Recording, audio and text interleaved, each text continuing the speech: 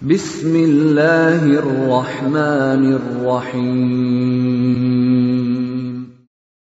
Waltakum minkum ummatun yad'una ilal khairi wa ya'muruna bil ma'ruf wa yanhauna 'anil munkar. Assalamualaikum warahmatullahi wabarakatuh. Wakil jelaskan bahwa itu bisa dilakukan seperti waktu berwudu untuk membersihkan wudu. Nah, pertanyaan saya, apakah siwak ini bisa digantikan fungsi yang lain yang sama, benda yang lain yang sama, misalnya seperti sikat gigi, dengan menggunakan odol. Nah, ini pertanyaan pertama. Yang kedua, bahwa menggunakan odol dan beberapa odol itu dan aneka bisa itu ada beberapa ini produk ini adalah produknya Yahudi Israel. Ya, seperti misalnya Pepsodent. Nah, ini semua pakai Pepsodent, padahal ini Israel yang punya. Ya, nah ini barangkali kita harus hati-hati. Rosam itu yang warna hijau, itu juga itu produk Israel juga. Dan hampir banyak sekali pasta gigi itu yang produksi Israel. Nah, tapi saya lihat ada produksi dari halal marmi itu yang mirip tapi itu lebih halal. Apa itu, Pak? Ada itu produknya halal marmi itu yang berupa pasta gigi. Yang tidak menggunakan pengawet. Bagi-bagi. Ada sasanya. Kalau perlu sebentar. Kita siapkan di Baitur Rahman. Oh, ada ya? Ya, ada. Bisa. Dan di situ itu barang. Dan itu insyaallah bisa kita temukan, dan harganya itu tidak lebih mahal daripada bisa sebentar ini, Pak, bisa ya mahal langsung ke situ sebentar. Bisa. Mumpun sebentar diskon, Pak. Diskon sebentar. Oke, terima kasih. Baik, alhamdulillah, terima kasih. Jadi tentu bisa kita, kan ini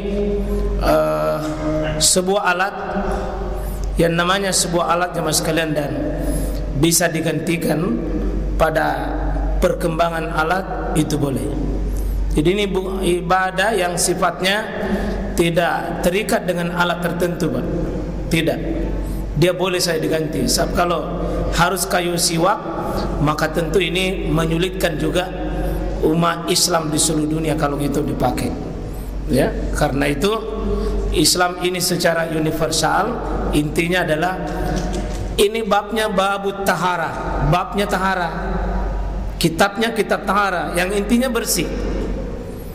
Dan itu berkembang, bisa ditemukan alat dari waktu ke waktu dengan cara-cara tertentu yang bisa.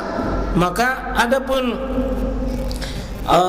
pembersihnya seperti ya dikatakan tadi Pepsodent dan seterusnya, ya itu tergantung dengan akibat. Ya, jadi zatnya secara zatinya itu adalah halal, tetapi kalau mengakibatkan mudarat lain kepada umat Islam sendiri, tentu bisa berubah sesuai dengan kadar zatnya tersebut. Ya, jadi sebuah benda yang kadang-kadang itu bisa menjadi haram pada kondisi sebabnya. Seperti ini yang lagi viral, ya, perdebatan ulama-ulama tentang musik. Ya, saya pendapat bahwa alat-alat musik namanya alat, ya dia tidak akan pernah menjadi haram. Ya, nanti cara menggunakannya, kapan menggunakannya, akibat yang digunakannya, itu bisa menimbulkan haram. Tapi kalau alat itu sendiri seperti gitar, seperti gendang, rabana, dan apapun alat-alat musik, tidak ada hukumnya. Dia benda. Nah, maka ya saya sependapat dengan cara Adi Hidayat menjelaskan. Tidak ada memang ulama yang mendahului, tapi situlah kecerdasan beliau. Dan disitulah bagaimana beliau memaknai sebuah tidak dengan fanatik ulama, dan dia tidak fanatik mazhab.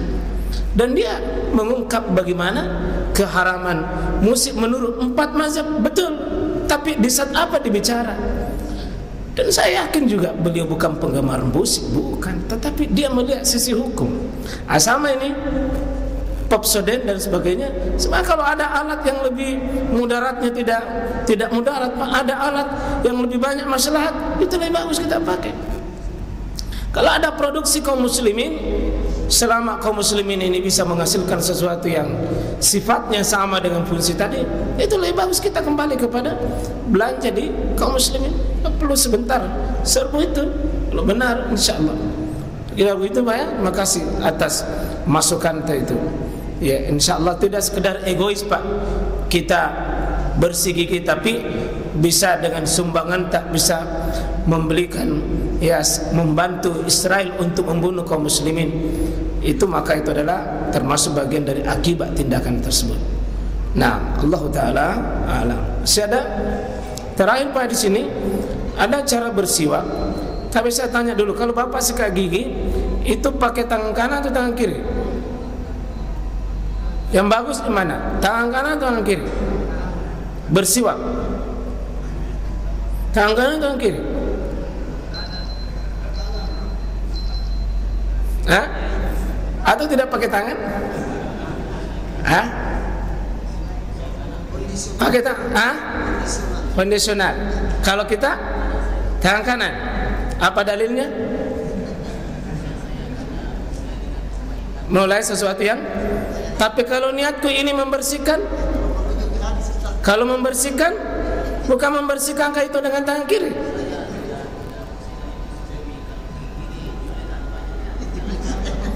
Oh ya, tangan kanan karena supaya lancar. Oh, tangan kanan bukan karena sunnah tidak sunnahnya, cuma kebiasaannya kanannya saja. Ya, tapi coba kalau cebok Pak, kalau cebok, kenapa? Kebiasaan? Oh bukan. Ya, karena prinsip membersihkan itu membuang sesuatu itu Pak kiri. Secara umum itu Nabi pakai kanan begini. Itu ada yang sifatnya kanan-kanan ini Nabi SAW ini. Dahulu Nabi SAW sangat menyukai memulai pada bagian kanan saat mengenakan sendal. Itu lompat. Itu kalau pakai sendal bukan cuma sekedar cari sendal kiri kanan, kanannya dulu. Ya, kalau lepaskan dengan kiri. Ya. Nah kalau Bapak keluar masjid kaki pakai sendal, bagaimana caranya? Keluar dulu baru pakai sendal. Yang kedua, di sini bersuci. Ya, bersuci termasuk bersikat gigi. Ini bisa makna ini, bersikat gigi itu kan bersuci. Kanan atau kiri? Kiri, kalau ikut sunnahnya kiri. Ini kalau ini secara umum yang kanan yang baik-baik. Tapi kalau diniatkan ini untuk membersihkan, karena bersiwak ini ada dua. Ada memang betul-betul saya membersihkan, ada betul-betul hanya mengamalkan sunnah. Bukan untuk membersihkan, tapi mengamalkan sunnah. Maka pandangan para ulama itu sangat longgar, tergantung dari niat tak kanan atau kiri. Dua-duanya punya keterangan.